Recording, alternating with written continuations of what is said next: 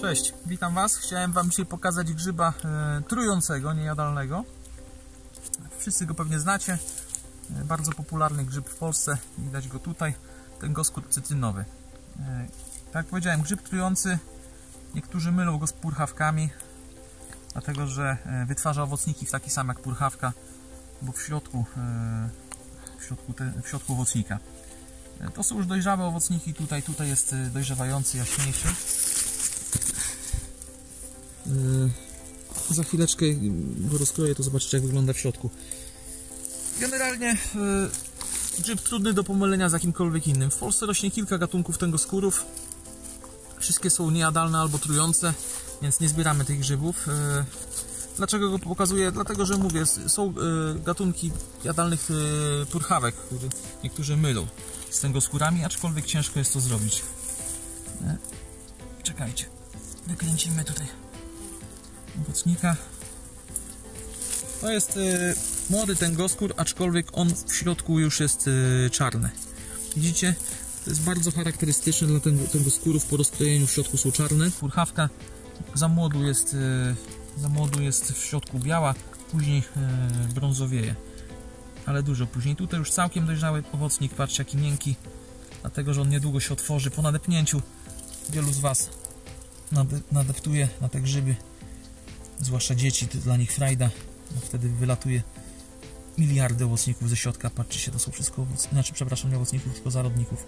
To są wszystko już dojrzałe zarodniki, gotowe do wypuszczenia. Grzyb w zasadzie nie do pomylenia z innymi, tak jak powiedziałem, można pomylić czasem z jakąś jadalną purchawką. Rozkrawacie, widzicie w środku czarne, sprawa prosta i oczywista. To musiał być bardzo mały tęgoskór, żeby był w środku biały, aczkolwiek bardzo małych znowu purchawek też nie ma sensu zbierać, bo nie jest to grzyb jakoś tam nie wiadomo jak jadalny, jest smaczny i trzeba go obrać, więc niewiele z niego zostanie, a duża purchawka, no to już wtedy wiadomo, że nie będzie miała takiego czarnego wnętrza.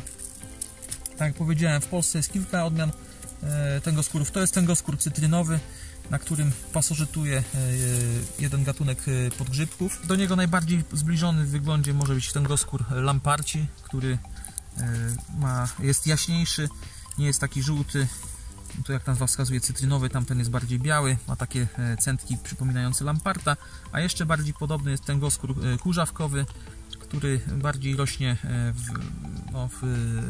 w lasach takich górzystych i jest gładki, więc jest taka różnica. Ten ma takie centki, za chwileczkę zrobię zbliżenie, to zobaczyć. Niektórzy te tęgoskóry nazywają fałszywymi purchawkami, fałszywą truflą, śmierdzącą purchawką albo leśnymi kartoflami. No różne potoczne nazwy są tych grzybów. Następne.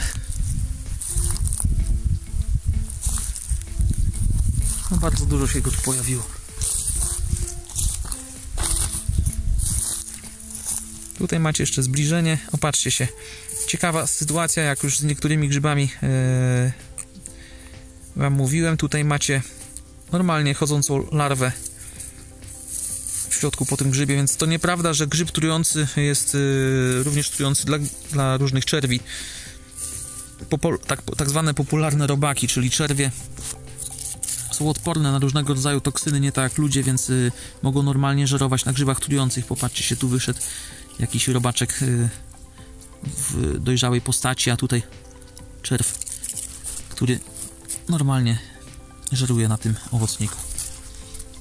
Widzicie, tu jest dojrzały.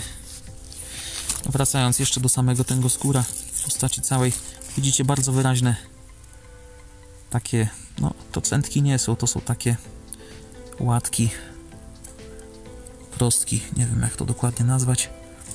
Powierzchnia cała popękana w ten sposób. Tęgoskór kurzawkowy gładki, tęgoskór lamparci, te centki ma rzadsze, ale troszeczkę większe i biały odcień, a nie żółty. Ok, to dziękuję i zapraszam do kolejnego odcinka.